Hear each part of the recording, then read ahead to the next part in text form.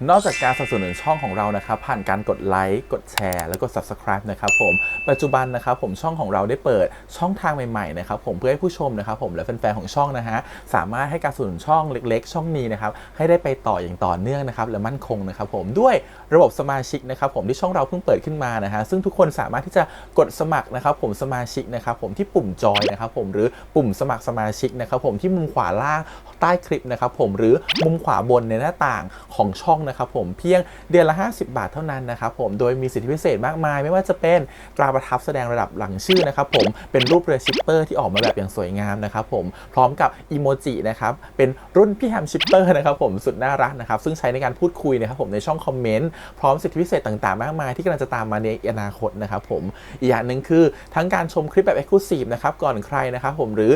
โอกาสที่จะได้ทำกิจกรรมต่างๆร่วมกันในอนาคตนะครับผมก็สำหรับสมาชิกเท่านั้นนะครับผมที่เก็บสิทธิ์นี้เอาไว้ให้กับทุกๆท่านนะครับแต่หากระบบสมาชิกยังไม่หนำใจนะครับผมเรายังมีช่องทางอื่นให้สนับสนุนกันนะครับผมไม่ว่าจะเป็นระบบซุปเปอร์แตงนะครับผมซึ่งหากผู้ชมเนี่ยเจอสัญลักษณ์นะครับรูปหัวใจนะครับผมที่มีดอลลาร์ไซน์นะครับผมหรือสัญลักษณ์รูปเงินดอลลาร์อยู่เนี่ยข้างใต้คลิปใดคลิปหนึ่งเนี่ยสามารถที่จะคลิกนะครับผมเพื่อโดเนทนะครับผมแทนคำขอบคุณนะฮะเพื่อเป็นการสนับสนุนช่องได้นะครับหรือจะเป็นการโดเนทนะครับผ่านบัญชีธนาคารนะครับผมซึ่งได้ใส่รายละเอียดเอาไว้แล้วนะครับข้างใต้คลิปนี้นะครับผมเอาไว้ที่คำบรรยายใต้คลิปนอกจากนั้นนะครับผมเรายังได้เปิด Line Open Chat นะครับซึ่งชื่อว่า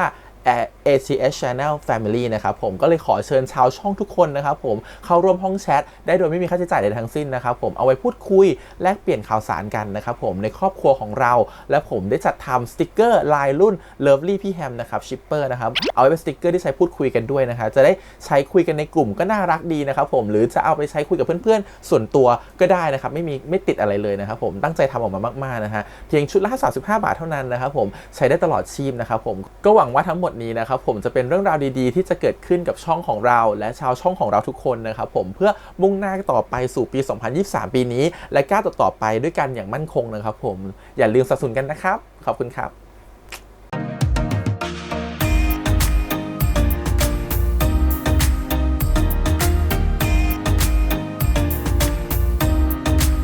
สวัสดีครับยินดีต้อนรับเข้าสู่ช่อง ATS Channel นะครับกับพบกันอีกครั้งการ reaction นะผมวันนี้อยู่กับพี่แฮมนะครับกับการซีรีส์เรื่องบ้านหลอน on sale นะครับผม EP ที่5นะเดี๋ยวเรามาติดตามกันต่อนะครับผมกับ EP ที่5ว่าเรื่องราวจะเป็นยังไง EP นี้เหมือนกับได้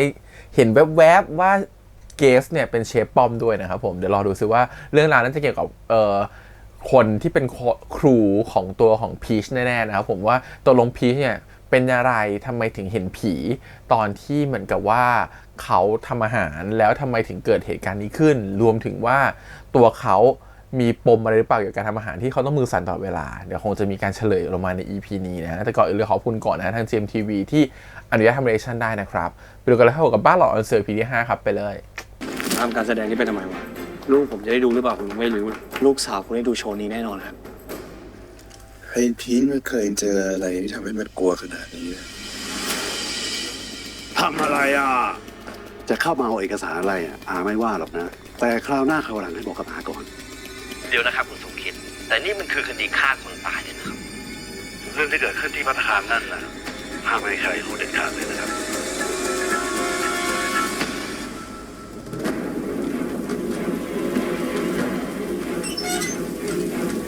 รถดีทวีสุข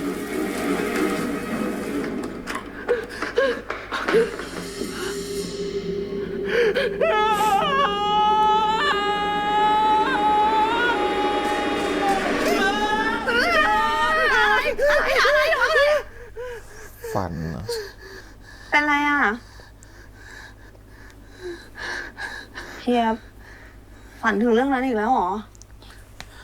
มันก็ผ่านมา3 ปีแล้วนะเฮีย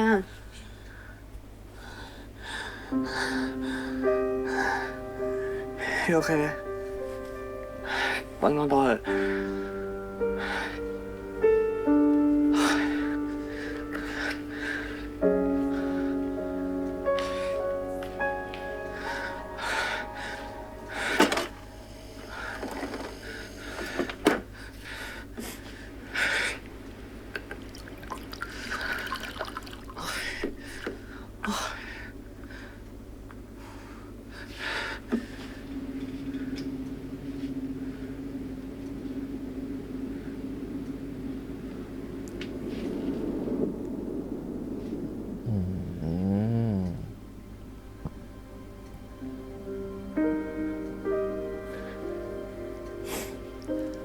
เชฟหงปะที่เป็นเหมือนครูสอนปะ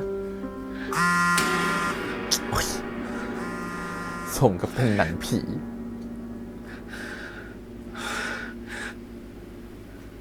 ขออนุญาตส่งโลเคชันอสังหาที่เราจะไปกันสัปดาห์นี้นะคะ ตายแล้วภัตตาคาร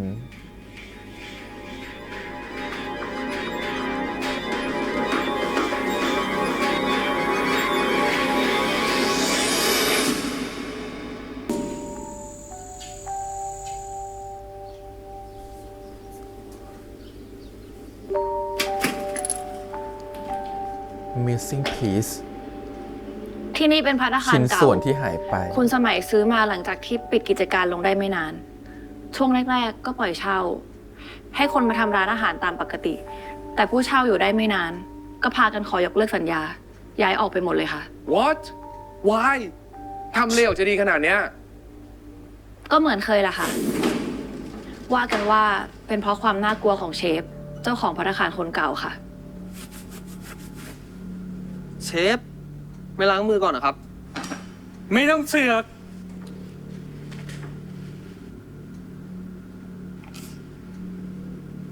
เมื่อก็อีกคนทำให้มันไวๆ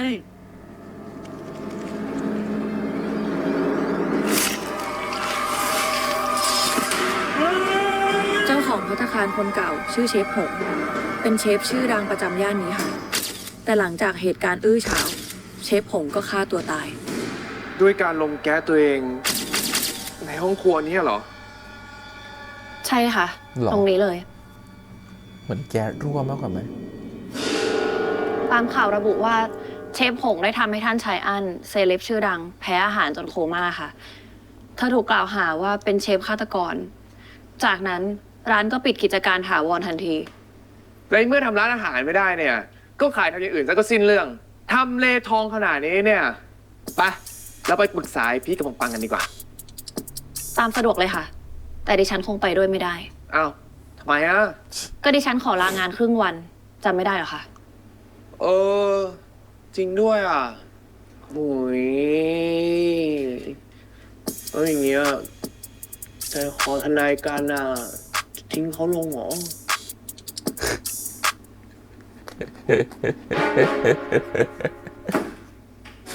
กันไม่ช่วยก็ไม่เป็นไร ยังไง ไอพี่กับปังเนี่ยต้องเต็มใจแน่นอน กูไม่ทำอะ What เฮ้ย นี่มึงอินดี้ไหนวะเนี่ย จะบอกนะว่าเห็นว่าทำเลดีหน่อยเนี่ย จะขอส่วนแบ่งเพิ่มใช่ไหมทำเลแม่งก็ดีจริงแหละมึงดูดิ นี่ที่กูบอกได้เลยนะว่าถ้าเกิดขายเนี่ย ได้ไม่ต่ำกว่า50 ล้านชัวร์เลยอะทำเถอะทำป่ะเป็นกูทำแล้วทำปุ๊บแป๊บเดียวได้ส่วนแบ่งทำเถอะโอ้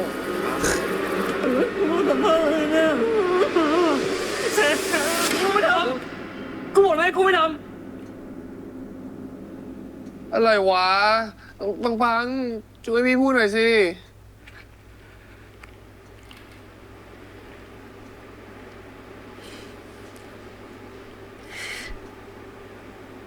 เคสนี้พวกเราทำไม่ได้จริงๆอะพี่โฮม ขอโทษด้วยนะ What นี่เป็นอะไรไปอีกคนเนี่ย เอางี้เคสนี้เนี่ย พี่ให้ส่วนแบ่งเพิ่มไปเลยอีก 0.1% 0.5% เลยก็ได้ เฮ้ย นี่250,000เลยนะเว้ย ำไอ้โฮม กูว่ามึงไปหาคนอื่นเถอะ กูไม่ทำจริงอันเนี้ย เอาเฮ้ย คนปราบผีก็ไม่เอาด้วย คนทำสไลด์ขายก็ไม่อยู่อีก เดี๋ยวกูทำเองหมดนี่แหละ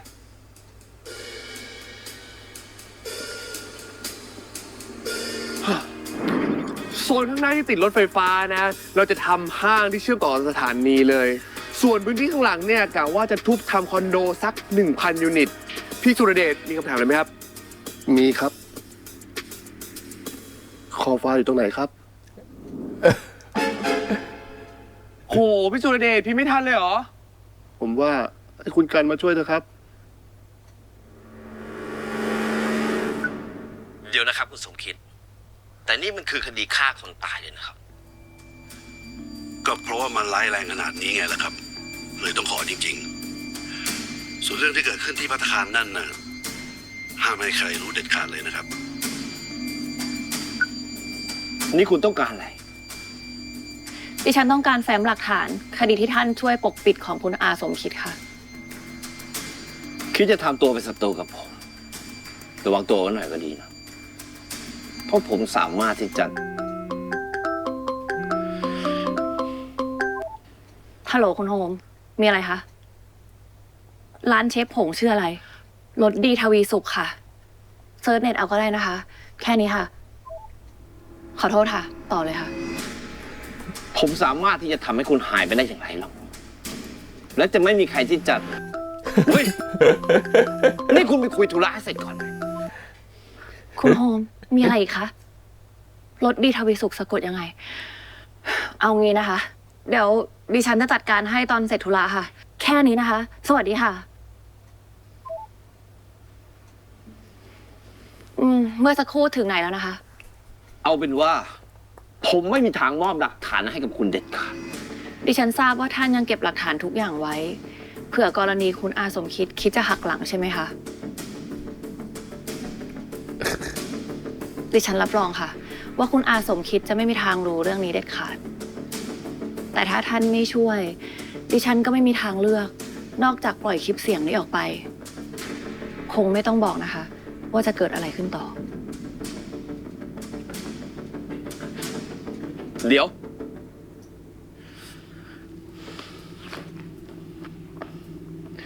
นี่แฟ้มคดีเชฟหง ที่คุณขอมาก่อนหน้านี้ ขอบคุณค่ะ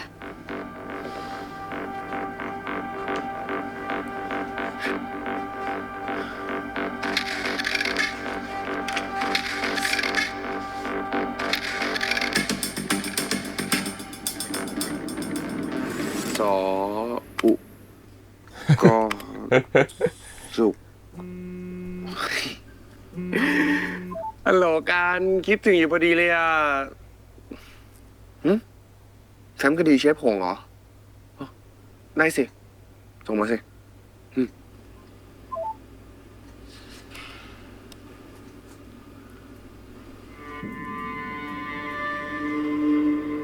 นี่ไม่พีนี่ นะคะเอาหมี่กระเฉด2 ห่อนะคะ ขอกุ้งสดๆ ไม่แหยะไม่ชูรส ไม่น้ำมันหอย ไม่ติดเค็ม แล้วก็กระเฉดขอไม่เหนียวนะจ๊ะป้าจ๋า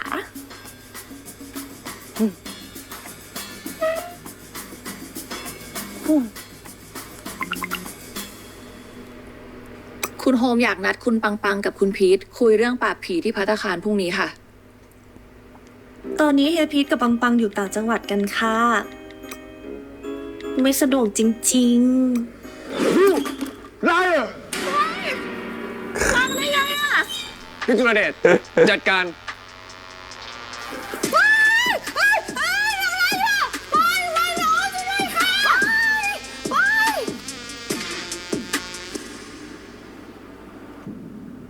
นี่ใช่ไหม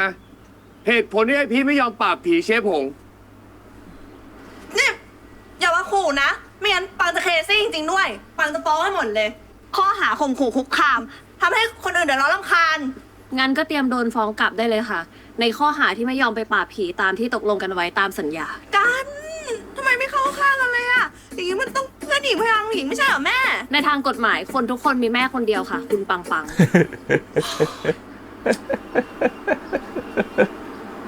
โอ้ยก็ได้ เราก็ได้เฮียพีทอะเคยทำงานกับเชฟหงจริงๆ เพราะว่าเฮียชื่นชมเชฟหงมากๆ เขาก็เลย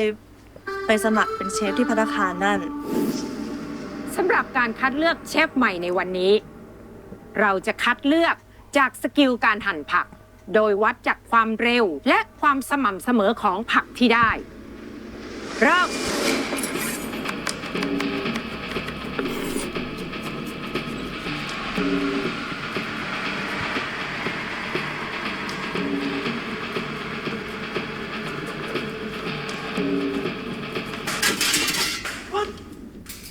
ไม่ต้องไปสนใจ หั่นไปห้ามหยุด น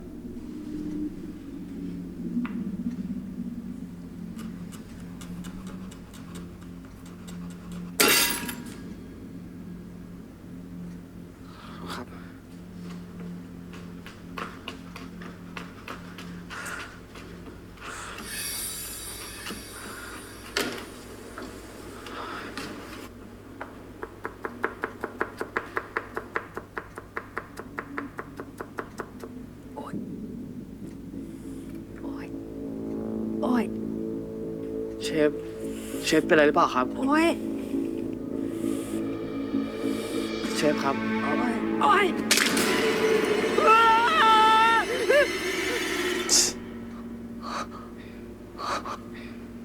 มีสติหน่อย เนี่ย มันไส้หมู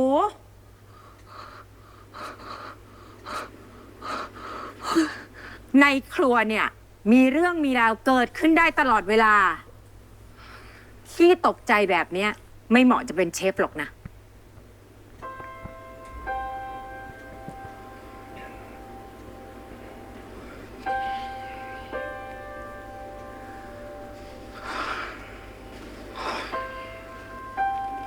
นอกจากขี้ตกใจ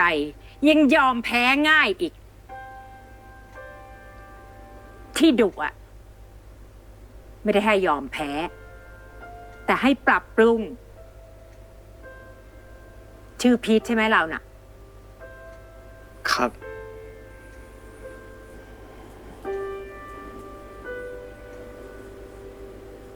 เวลาสติดีๆอ่ะก็หั่นผักออกมาได้รูปสวยดี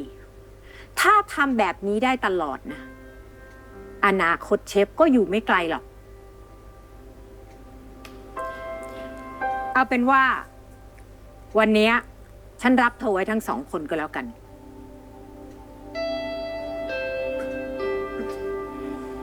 อย่าเพิ่งดีใจไป ได้ทำงานที่เนี่ย ยังต้องแก้ปัญหาขี้ตกใจอยู่ เข้าใจไหม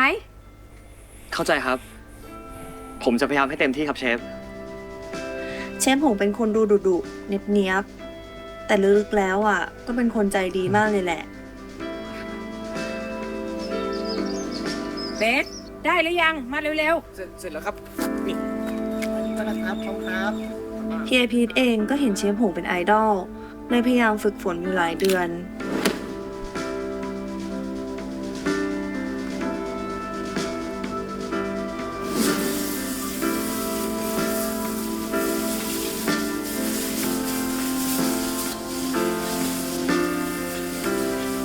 เก่งนะเนี่ยตะวัน ผมกลับก่อนนะพี่ บายเบส ๆ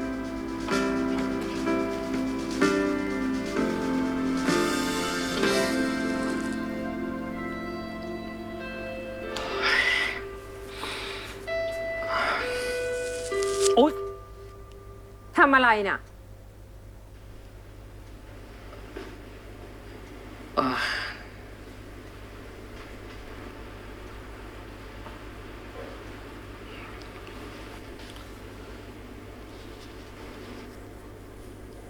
จะซ้อมนะไม่ว่าหรอกนะ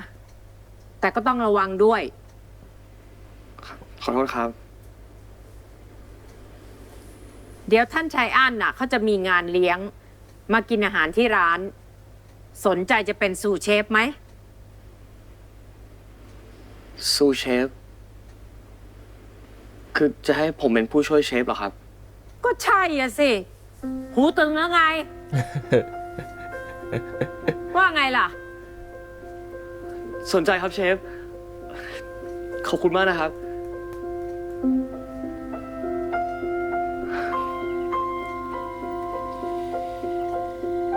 รถดีทวีสุข เป็นคู่แข่งภาพดีทวีสุขหรือเปล่า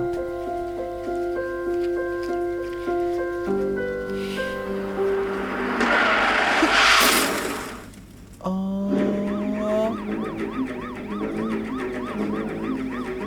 อุบัติเหตุครั้งนั้นทำให้หัวใจเฮียพีทหยุดเต้นไป ก็เลยตื่นมาเห็นผี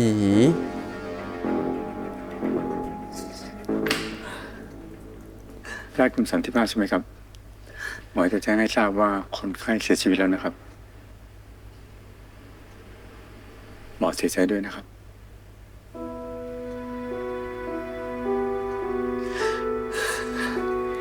เฮียพีทจากไปทั้งที่กำลังใกล้ถึงความฝันที่ฝันมาตลอด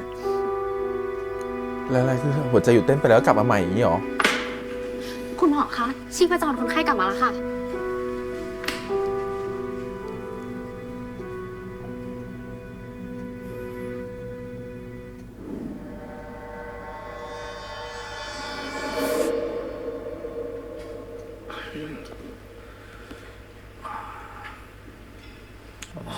ก็เคยไปผ่านโลกความตายมาเลยมองเห็นผี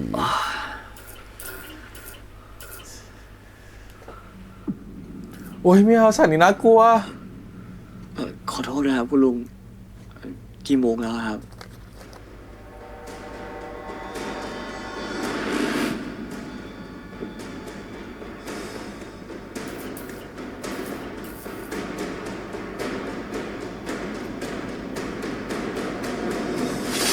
อ้าวฟื้นแล้วเหรอคะคนไข้ โอเคโทษนะครับกี่โมงแล้วครับพอดีผมถามลุงข้างๆแล้วไม่ได้รู้เขาตอบว่าอะไรครับ เดี๋ยวนะคะ คุณลุงเตียงนั้น เขาเสียชีวิตตั้งแต่เมื่อเช้าแล้วนะคะ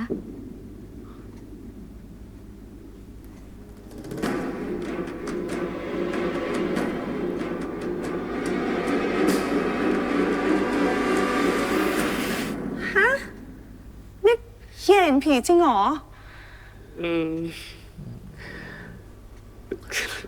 บางไม่ต้องเชื่อก็ได้นะ ที่รู้มันฟังดูโคตรไม่น่าเชื่อเลยอะ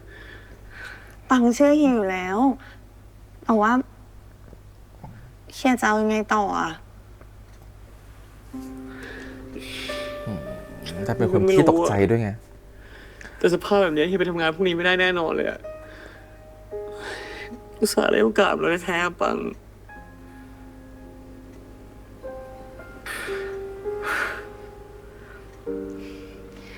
เฮียเชฟคือความฝันของเฮียใช่ปะ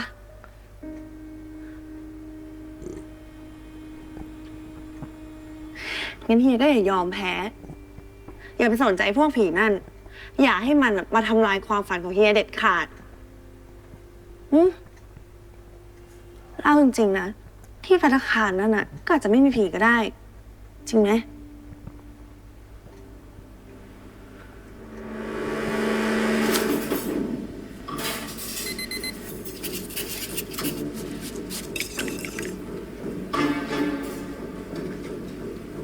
วันนี้เราจะเสิร์ฟอาหารก่อนเวลานะ เพราะว่าท่านชัยอั้นน่ะ เป็นคนที่น้ำย่อยเดินเร็วผิดปกติ และท่านชัยอั้นก็แพ้ถั่วอย่างรุนแรง ดังนั้นต้องแน่ใจว่าอาหารในวันนี้จะไม่มีส่วนผสมของถั่วโดยเด็ดขาด เข้าใจไหม ไม่มีผียังไม่ต้องกลัวที่นี่ไม่มีผี ผีครับเชฟนั่นหน้าไปโดนอะไรมาสะบักสะบอมเชียว คือผมหกล้มมานิดหน่อยครับ อย่างนี้ไม่นิดหน่อยแล้วนะทำอะไรอ่ะระวังตัวบ้างสิ ไปออกไปข้างนอกด้วยกัน มีคนอยากจะแนะนำให้รู้จัก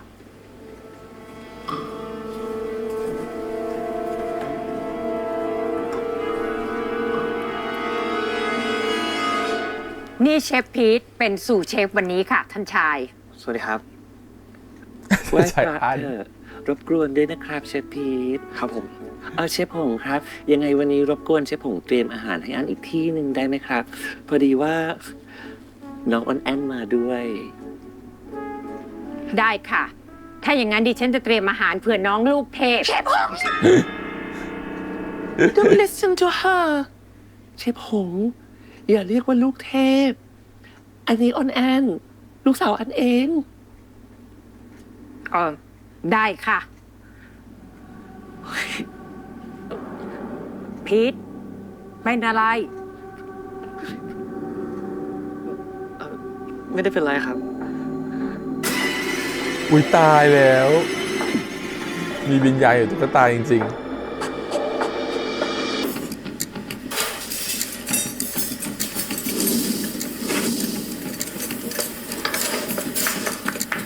เล่นมือกันหน่อยทุกคน เล็กแค่ 3 นาทีต้องเสิร์ฟแล้ว ครับเชฟ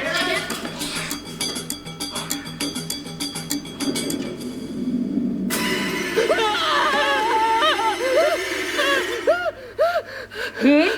มีสมาธิหน่อยสิ ทุกคนกำลังรีบอยู่นะ ครับเชฟ ขอโทษครับ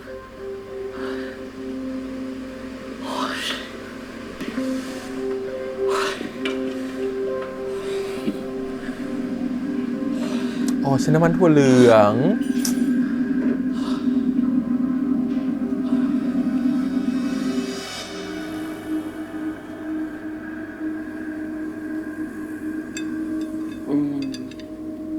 แฮเบิร์นเชฟผมนี่ไม่เคยทำให้อันผิดหวังเลยจริง ๆ ครับ ขอบคุณมากค่ะท่านชาย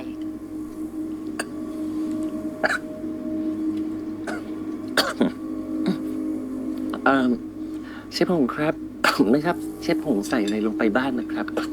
ในส่วนของเนื้อนะคะ เราใช้เนื้อวัวเกรด A5 นำเข้าจากโกเบ ท่านชาย ท่านชายไม่หายไม่ถูกหลงถั่วใช่ไหมแจ้งไปแล้วไม่ใช่หรอครับ ว่าท่านชายแพ้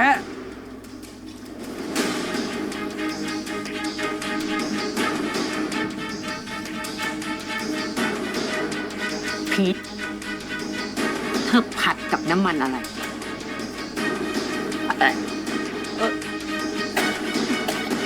ผมไม่แน่ใจเหมือนกันนะครับ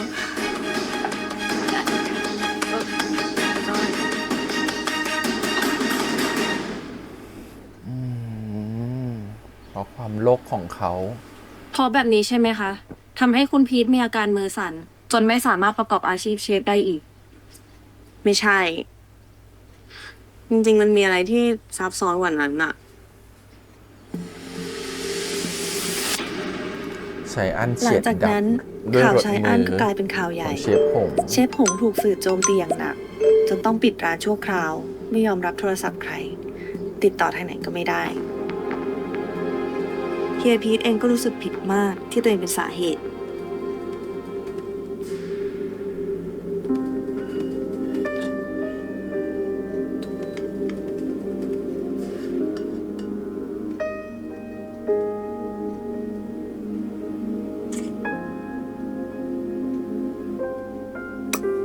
วันนี้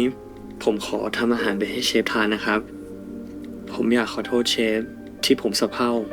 ผมสัญญาว่าจะไม่ให้เกิดขึ้นอีกครับ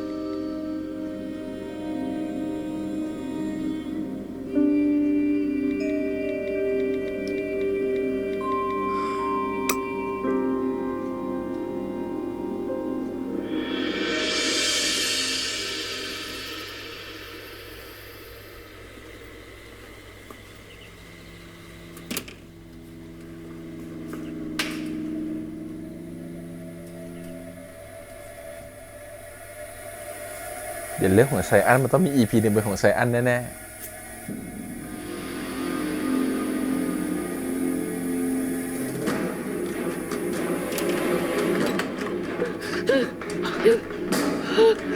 เชฟตื่นก่อนครับเชฟครับเชฟ เชฟ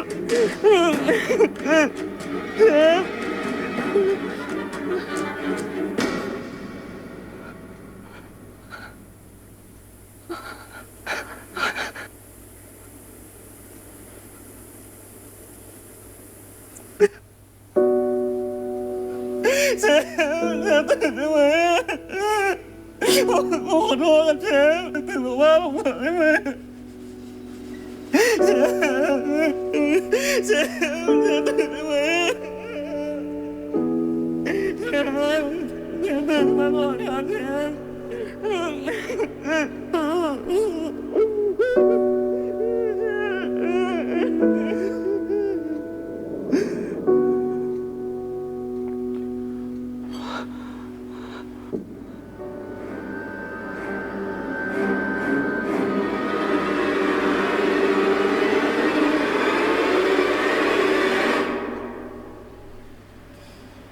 หลังจากเชฟหงตายคิงพีเขาก็ไม่สามารถกลับไปเป็นเชฟได้อีก เพราะว่าเฮียจะมือสั่นทุกครั้งที่ต้องเห็นผี แล้วมันมีทางไหนที่พวกเราพอจะช่วยพีทมันได้บ้างไหมเคยพาไปหาหมอหรือยัง ลองมาหมดทุกทางแล้ว ทั้งไปหาหมอ ลองไปทำอาหารในวัดจะได้คุ้นเคยกับผี หรือแม้กระทั่งใส่แว่น ทั้งที่เฮียก็สายตาปกติแต่มันก็ช่วยอะไรไม่ได้เลยอะปังขอโทษนะ รอบเนี้ย เฮียโฮมไปช่วยพี่โฮมปราบผีไม่ได้อ่ะ พี่โฮมเข้าใจเฮียด้วยนะ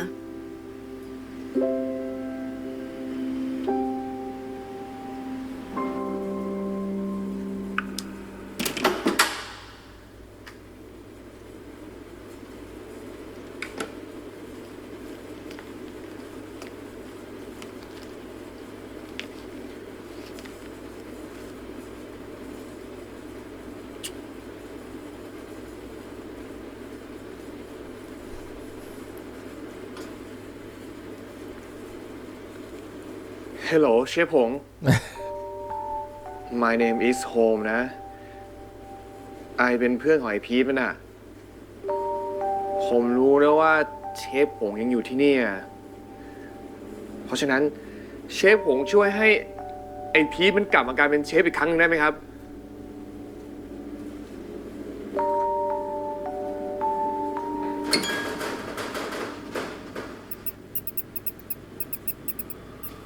หนู โธ่เชฟ come on เชฟไม่สงสารพี่มันเหรอครับ ออกมาเถอะนะเชฟ เชฟ เชฟ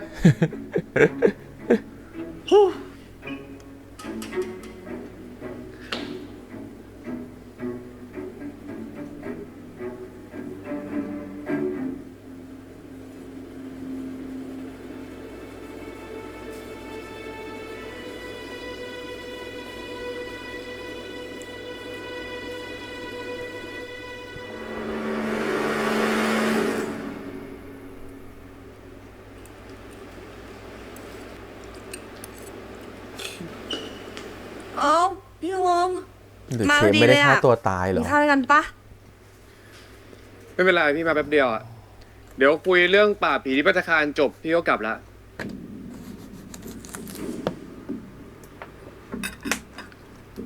คุยอะไรกันกูบอกไงกูไม่ท แต่มึงต้องทำ มึงลืมแล้วเหรอ มึงเซ็นสัญญาว่ามึงจะป่าบผีให้สังหารกูทุกที่อ่ะ ำมึงไม่ต้องสัญญามาขู่กูเลยนะ กูบอกไงว่ากูไม่ท กลัวผีเชฟหงขนาดนั้นเลยเหรอวะ กูรู้เรื่องมึงกับเชฟหงหมดแล้ว มึงจะหนีไปถึงไหนวะ ไก่แค่ผีเชฟตัวเดียวอ่ะ ผีตัวอื่นๆน่ากลัวกว่านี้มึงก็ป่าบมาหมดแล้วปะ ำมึงไม่รู้เชื่ออะไรมึงก็เงียบเลยดีกว่า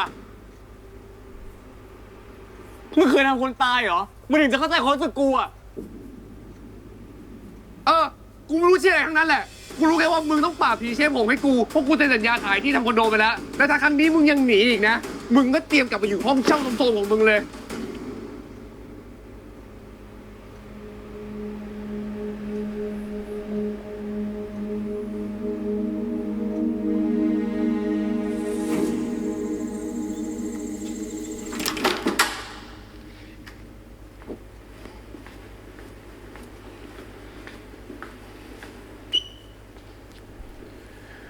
กูเตรียมวัตถุดิบให้มึงหมดแล้ว เขารู้อะไรมาแน่เลย คือแค่ผัดผักง่ายๆ10 นาทีก็เสร็จ พอมึงทำเสร็จเนี่ยมึงก็กลับบ้านได้เลย ที่เหลือเดี๋ยวกูจัดการเอง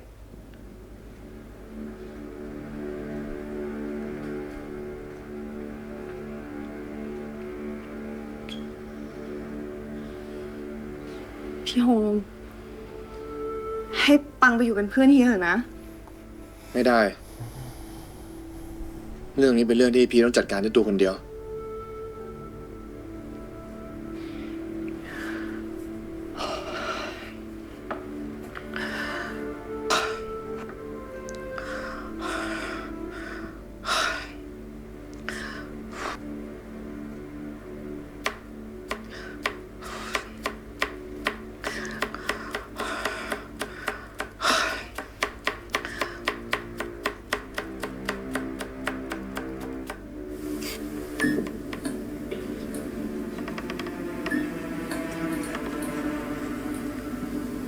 เตเล่นดีนะพอมันมือสั่นหันแล้วก็สั่นเลย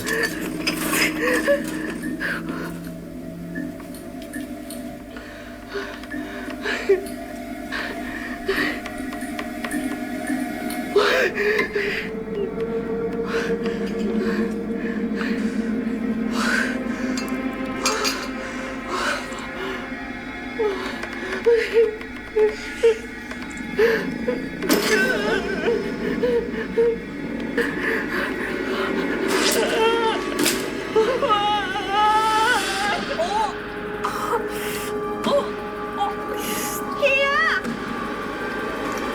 บจังเลยอ่ะ เหมือนเชฟมาแกล้งอีกรอบนึงอ่ะ ให้แบบว่า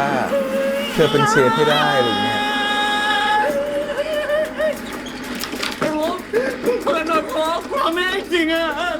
มึงทำไม่ได้พีทมึงอยากเป็นเชฟที่ดีขึ้นไม่ใช่เหรอ เพราะฉะนั้นมึงต้องผ่านจุดนี้ไปให้ได้กูทำไม่ได้จริงๆมึงไม่เห็นหรอกมือกูสั่นหมดแล้วอะที่มือมึงสั่นอ่ะไม่ใช่เพราะมึงเห็นผีหรอกแต่ว่าเพราะมึงรู้สึกผิดกับเชฟองค์ห้ากูจะไม่รู้สึกผิดได้ไงอ่ะกูเป็นคนฆ่าเขาด้วย มึงรู้ได้ไงว่ามึงฆ่าเขาไอพีทมึงฟังกูให้ดีนะ ที่จริงเนี่ยเชฟผมก็อาจจะไม่ได้ฆ่าตัวตายก็ได้ไม่ไงว่ามึงฆ่าเขาไอพีทมึงฟังกูให้ดีนะ ที่จริงเนี่ยเชฟผมก็อาจจะไม่ได้ฆ่าตัวตายก็ได้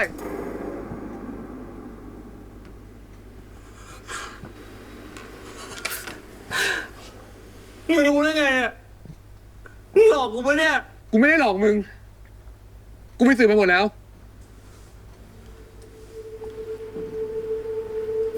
คุณลุงคือคนที่มาส่งแก๊สให้เชฟผงคืนนั้นใช่ไหมครับ ใช่แล้วครับใช่ แต่จริงๆเนี่ยลุงไม่ค่อยอยากจะเชื่อว่าเจ๊ผมเนี่ยจะลงแก้ฆ่าตัวตาย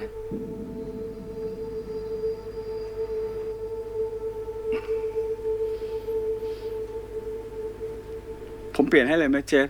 เปลี่ยนเองถ้าจะไม่ไหวแล้วมั้ง เนี่ยเชฟหง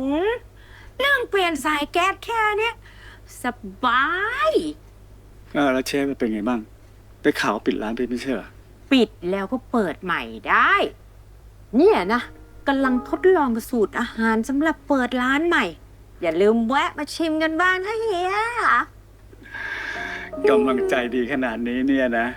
ไปเอากำลังใจมาจากไหน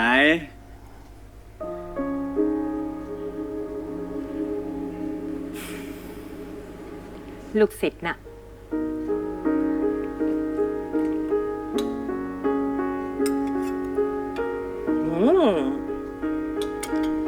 สูตรนี้นะไอ้พีทมันต้องชอบแน่ๆเลย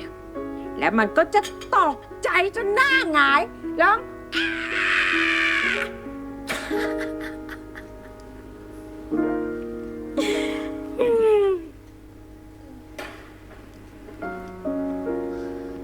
แล้วก็เมาหลับไปใช่ไหมแล้วสายแกนรั่ว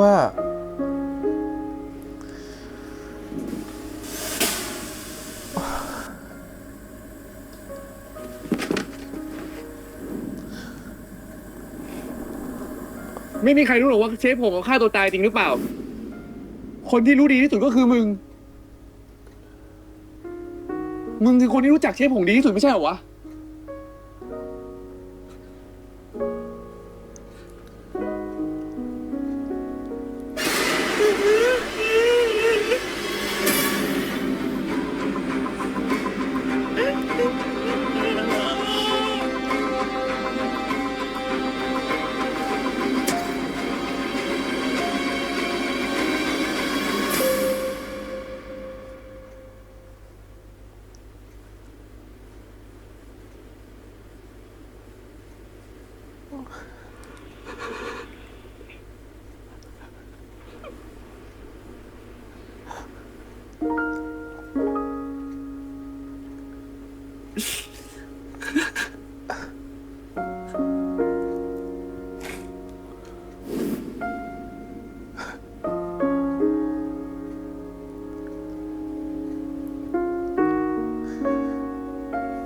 ผมถามอะไรหน่อยได้ไหมครับเชฟ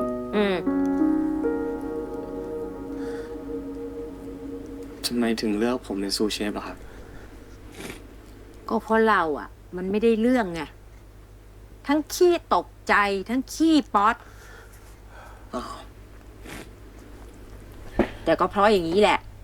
ทำให้เราอ่ะ มีความพยายามมากกว่าคนอื่น มุ่งมั่นมากกว่าคนอื่นเขาจำไว้นะ เชฟที่ดีอ่ะ จะต้องไม่ยอมแพ้อะไรง่ายๆ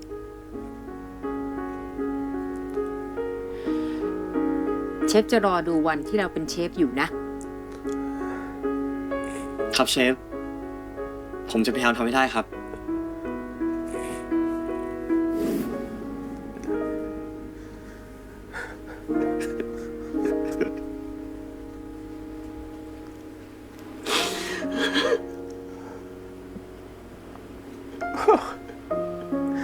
ไหนบอกไม่ใช่ซีรีส์วายไง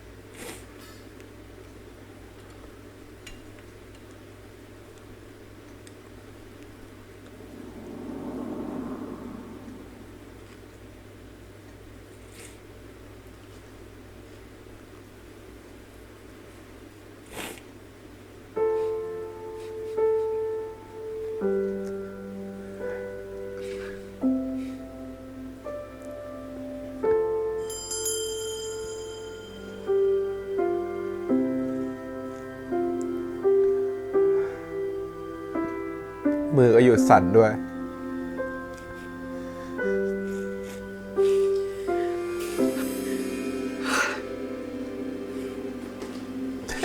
มีคนมาทำแผลให้ด้วยนะ ผีเชฟผมเข้าไปแล้วเหรอวะแล้วปังๆอะ ออกไปถ่ายคอนเทนต์ข้างนอกมั้ง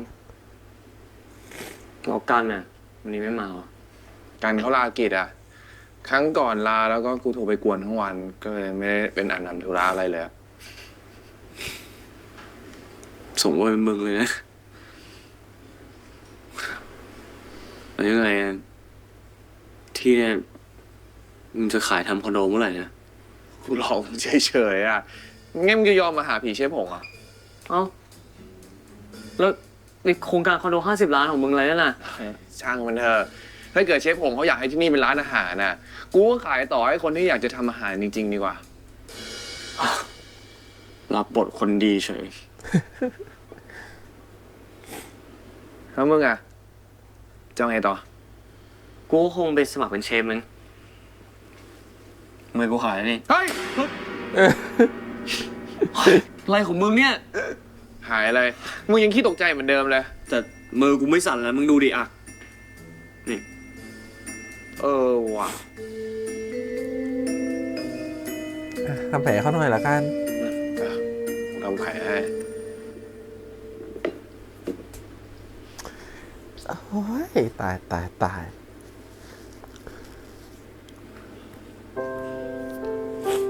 เด็กว่าไม่วาย ขอบใจนะก็ที่ลากกูออกมาเผชิญหน้าความกลัว ถ้าไม่มีมึงกูก็ไม่รู้จะผ่านมาได้ไงเหมือนกัน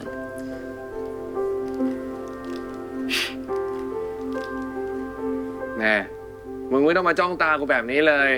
เดี๋ยวมึงก็ falling in love แบบกันอีกคนนึงหรอก อย่าหากูไม่เตือนนะ กันก็ไม่ชอบมึงตอนไหนมึงนี่เพอเจอร์นะ แต่กูชอบมึง กู นะ สาจริงจัง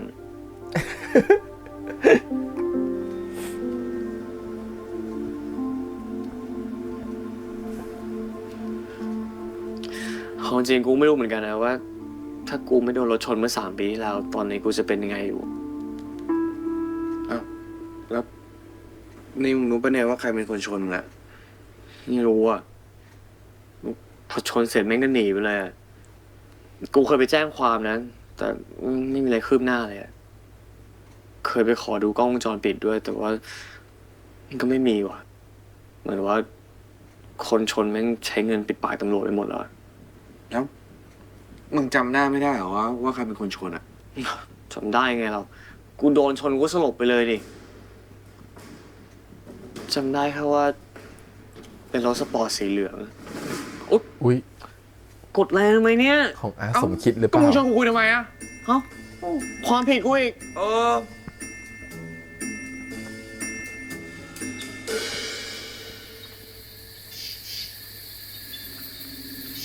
เนี่ยบ้านอาสมคิด เ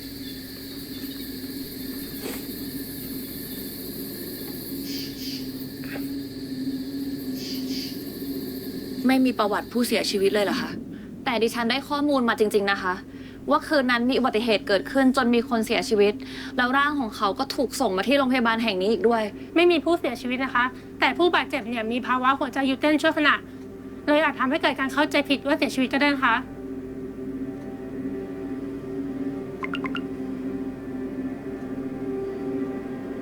นี่คลิปที่คุณขอมาแต่ถ้าคิดว่านี่จะเอาผิดสมคิดได้แล้วก็คิดผิดแล้วหมายความว่ายังไงคะดูแล้วเดี๋ยวก็รู้เอง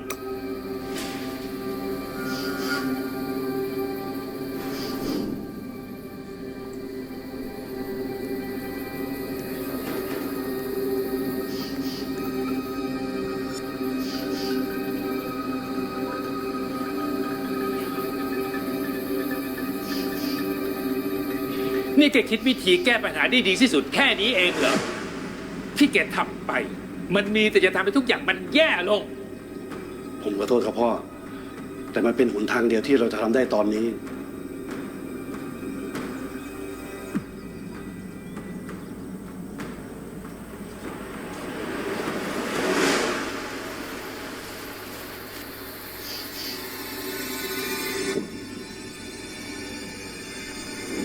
เป็นโฮมเองที่ชนเหรอ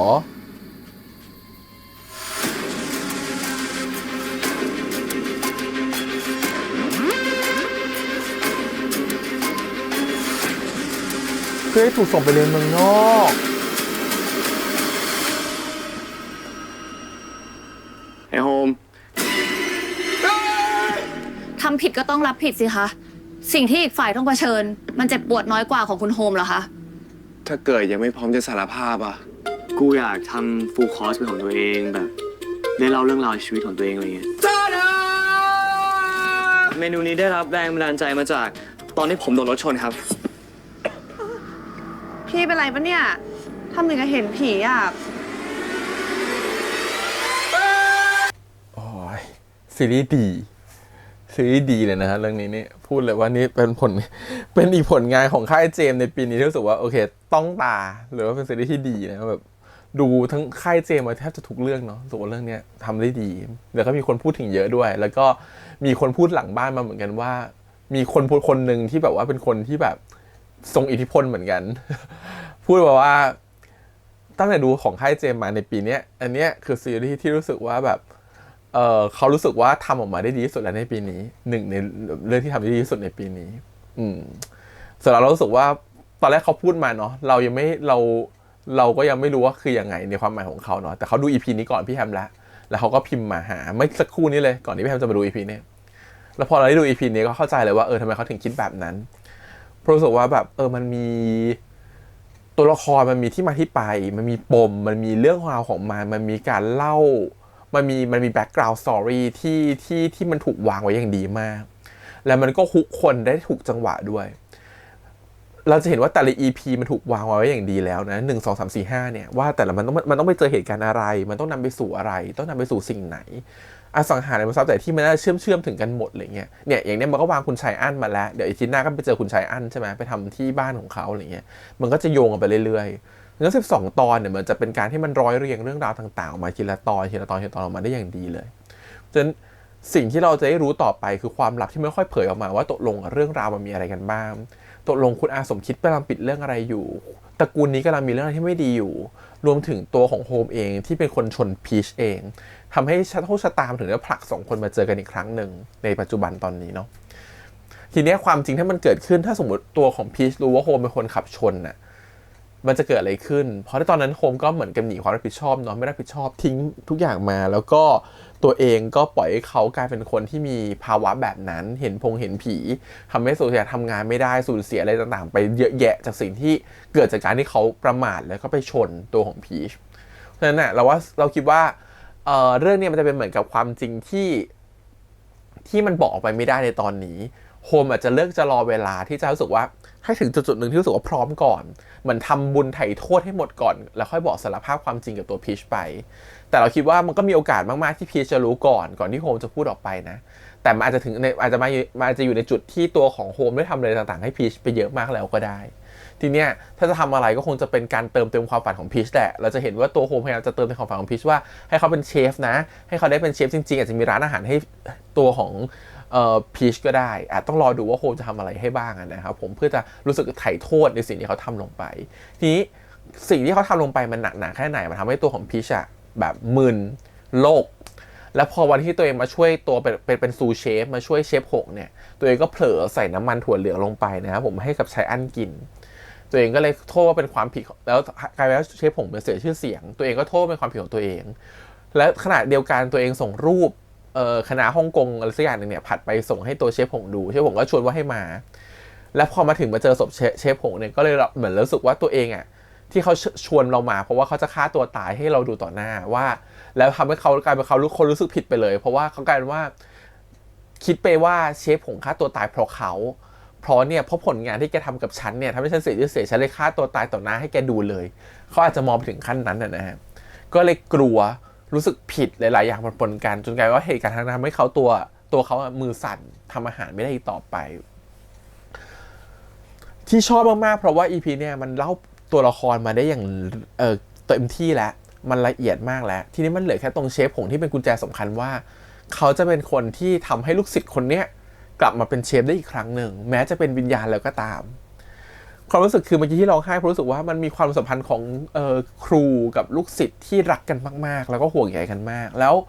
มันก็มีความหวังดีของเชฟหงในความเป็นจริงแล้วอีกมุมนึงคือเชฟหงไม่ได้ฆ่าตัวตายถูกไหมฮะแก๊สมันดันรั่วแล้วเชฟก็ไม่ได้ยอมเปลี่ยนและเชฟก็เผลอหลับไปไม่รู้ตัวก่อนว่ามีกลิ่นแก๊สรั่วนะครับผมก็เลยหนีไม่ทัน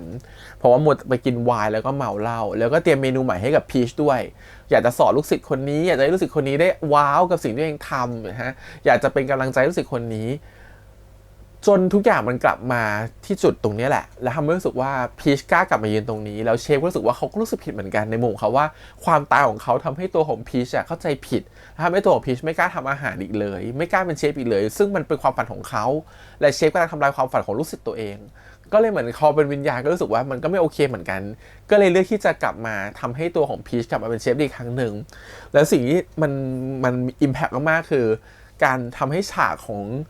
ที่มีดบาดนิ้วมันมีพลังสุดๆเพราะว่ามันเคยมีดบาดนิ้วมาก่อนเชฟเป็นคนทาแผลให้และรอบนี้คือมีดก็บาดนิ้วอีกแล้วและเชฟก็เป็นคนมาจับนิ้วให้รู้ว่า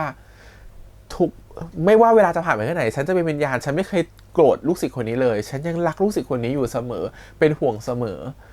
แล้วก็หวังดีเสมอด้วยเพราะฉะนั้นการที่สุดท้ายแล้วพีชจะทำผัดคะน้าฮ่องกงจุดธูปไปให้ตัวของเชฟกินและเชฟก็ยิ้มกลับมาเป็นการการันตีว่าเธอได้ทำดีมากเธอเป็นเชฟได้แล้วจริงๆอะไรเงี้ยมันโคตรจะแบบเป็นจุดที่แบบ complete เข้าใจเลยว่าทำไมพีชถึงแบบว่าหายจากโลกได้อะแล้วมาถึงตื้นตันได้ขนาดนี้แล้วส่วนสำคัญก็คือว่ามีโฮมคอยช่วยอยู่ไกลๆนะฮะเป็นคนรู้ความจริงแล้วก็รู้ว่ามันเกิดอะไรขึ้นมารู้ว่าเป็นอุบัติเหตุและพยายามที่จะให้ตัวของพีชก้าวข้ามผ่านสิ่งที่ตัวเองกลัวมาตลอดได้มันก็ขังไว้อยู่ในห้องและจังหวะที่เหมือนกับว่าตัวของพีชเองอ่ะจะหนีอ่ะก็ไม่ให้ออกแล้วพอพีชมีแผลสิ่งที่ตัวโฮมเข้ามาทำก็คือกดแผลให้แล้วก็มาเป็นเอาไหล่มาให้ซบความรู้สึกฟิลตรงนี้คือแบบมันดีมากเหมือนกับคนคนหนึ่งที่รู้สึกว่าเป็นห่วงมากๆเลยอยากจะให้เขากลับมาเป็นคนที่แบบเหมือนเดิมได้เต็มที่ที่สุดเหมือน3 ปีที่แล้วให้ได้อะไรเงี้ยมันทำให้เห็นความใจดีของตัวโฮมด้วยความน่ารักของโฮมความแบบว่าหวังดีต่อคนทุกคนนี้อะไรเงี้ยเนาะรวมถึงความเอาใจใส่ในตัวของพีชเป็นพิเศษจริงๆก็เหมือนจะเป็นซีรีส์วายอยู่แล้วแหละส่วนพีชเองก็รู้สึกว่าเขาก็มีความรู้สึกขอบคุณโฮมอยู่หรือแหละที่ทำให้ทุกอย่างมันคลี่คลายลงได้เนาะแต่ทีนี้มันมีความจริงนี่แหละที่บอกขึ้นมาคือโฮมเป็นคนชนพีชแล้วเมื่อพีชเปิดใจให้โฮมแล้วเนี่ยแล้วมารู้ความจริงนี้มันจะเป็นอย่างไรก็ต้องรอดูต่อไปนะครับผมทีนี้ก็เลยบอกว่า EP เนี่ยมันเป็นเรื่องราวของตัวพีชล้วนๆเลยว่าพีชเกิดอะไรขึ้นทำไมถึงกลัวทำไมถึงเห็นผีแล้วเป็นยังไงมีความหยุดหัวใจไปแล้วเห็นผีพอเห็นผีก็เลยโรคเสร็จแล้วก็เลยไม่กล้าทำอาหารผิดโดนต่อว่ามาคิดว่าตัวเองเป็นสาเหตุให้เชฟผงตายอีกสุดท้ายก็มารู้ความจริงทั้งหมดแล้วก็รู้ว่าตัวเองไม่ได้เป็นแบบนั้นแล้วก็รู้ว่าตัวเองเนี่ยเข้าใจแล้วว่าตัวเองเข้าใจผิดไปตลอดอะไรเงี้ยหลังจากนี้ก็คือไม่กลัวแล้วโหจริงๆเป็นฉากที่แบบพอดูลองเทคสักแบบ ไม่ใช่ลองเทคพอดูยาวเป็นสัก5-6 นาทีในฉากนั้นนะนี่คือโคตรอิมแพกนะเป็นฉากที่แบบทรงพลังมากมันให้ความรู้สึกของความแบบว่าเป็นครูที่ยังห่วงลูกศิษย์ที่รู้สึกผิดก็ยังมีครูคนนี้ห่วงอยู่อะไรเงี้ยไม่ว่าเวลาจะผ่านไปแค่ไหนก็ยังรู้สึกดีรู้สึกโอเคกับลูกศิษย์คนนี้เสมอแล้วที่ยังไม่ไปเกิดก็เพราะว่าอยากจะรอลูกศิษย์คนนี้กลับมาเพื่อช่วยให้เขาได้เป็นเชฟสักทีคือแบบโหมันโคตรคอมพลีทเลยอะพูดเลยแบบพูดไม่ถูกเลยว่าแบบทีมงานเขียนบทออกมาได้ดีมากเก่งมากทีนี้ก็มาทิ้งปมสุดท้ายด้วยว่าแบบว่ามารู้ว่าโฮมเป็นคนชนพีชไม่พอยังมีคลิปเสียงอีกนะครับผมที่ยังไม่รู้ว่าตกลงใครฆ่าใครกันแน่เพราะฉะนั้นมันเหมือนจะเป็นคลิปเสียงที่เป็นคดีที่ตัวของสมคิดอาจจะปิดเรื่องเนี้ยว่าตัวของโฮมชนคนตายไว้ก็ได้นะก็เลยมีคดีนี้ขึ้นมาแต่น่าจะมีคดีอื่นๆอีกที่ยังไม่ได้เฉลยนะครับผมต้องรอดูว่าจะมีคดีไหนอีกนะโอเค EP นี้ก็ประมาณนี้เลยนะครับรู้สึกว่า EP ที่โหดีฟูลฟิลเข้าใจว่าถ้าคนที่ชอบซีรีส์แนวเนี้ยที่แบบให้คุณค่าของชีวิตให้คุณค่าของอะไรเงี้ยอันนี้คือซีรีส์ที่มันดีมากแล้วเขาลงดีเทลได้ตอบโจทย์มากๆตัวผีก็น่ากลัวสุดๆนะครับผมน้องๆก็เล่นกันดีมากรู้สึกว่าพอให้มันความรู้สึกของเป็นความเป็นนิวเตแบบนี้มันก็มีความรู้สึกที่มันดีไปอีกแบบนึงหรือรู้สึกความถึงความแบบความที่เขาแบบเข้ากันในอีกแบบนึงEP นี้ต้องชมเยอะๆเลยคือชมตัวของตัวเตตะวันนะคือเล่นเป็นเชฟที่มีความกลัวมีความโลกไม่พอเขายังต้องหั่นของแล้วหั่นของแบบโลกๆด้วยนะฮะคือมันมีหลายสเต็ปมากในระดับความคิดของเขาในการแสดงออกรวมถึงฉากร้องไห้ตอนสุดท้ายที่เอาหัวไปซบไหล่ของตัวนิวเนาะรู้สึกว่าการแสดงของแบบ